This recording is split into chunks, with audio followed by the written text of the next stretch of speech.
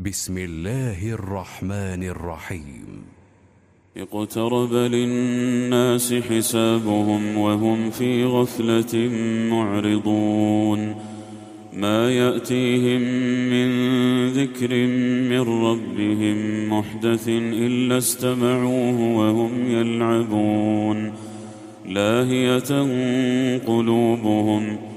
وأسروا النجوى الذين ظلموا هل هذا إلا بشر مثلكم أفتأتون السحر وأنتم تبصرون قال ربي يعلم القول في السماء والأرض وهو السميع العليم بل قالوا أضغاث أحلام بل افتراه بل هو شاعر فليأتنا بآية كما أرسل الأولون ما آمنت قبلهم من قرية أهلكناها أفهم يؤمنون وما أرسلنا قبلك إلا رجالا نوحي إليهم فاسألوا أهل الذكر إن كنتم لا تعلمون وما جعلناهم جسدا لا يأكلون الطعام وما كانوا خالدين ثم صدقناهم الوعد فأنجيناهم ومن نشاء وأهلكنا المسرفين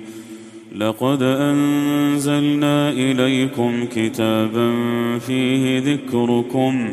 أفلا تعقلون وكم قصمنا من قرية كانت ظالمة وأنشأنا بعدها قوما آخرين فلما أحسوا بأسنا إذا هم منها يركضون لا تركضوا وارجعوا إلى ما أترفتم فيه ومساكنكم لعلكم تسألون قالوا يا ويلنا إنا كنا ظالمين فما زالت تلك دعواهم حتى جعلناهم حصيدا خامدين وما خلقنا السماء والأرض وما بينهما لاعبين لو أردنا أن نتخذ لهوا لاتخذناه من لدنا إن كنا فاعلين بل نقذف بالحق على الباطل فيدمغه فإذا هو زاهق ولكم الويل مما تصفون وله من في السماوات والأرض ومن عنده لا يستكبرون عن عبادته ولا يستحسرون يسبحون الليل والنهار لا يفترون أم اتخذوا آلهة من الأرض هم ينشرون لو كان فيهما آلهة إلا الله لفسدتا فسبحان الله رب العرش عما يصفون لا يسأل عما يفعل وهم يسألون أم اتخذوا من دونه آلهة قل هاتوا برهانكم هذا ذكر من معي وذكر من قبلي بل أكثرهم لا يعلمون الحق فهم معرضون وما أرسلنا من قبلك من رسول إلا نوحي إليه أنه لا إله إلا أنا فاعبدون وقالوا اتخذ الرحمن ولدا سبحانه بل عباد مكرمون لا يسبقونه بالقول وهم بأمره يعملون يعلم ما بين أيديهم وما خلفهم ولا يشفعون إلا لمن ارتضى وهم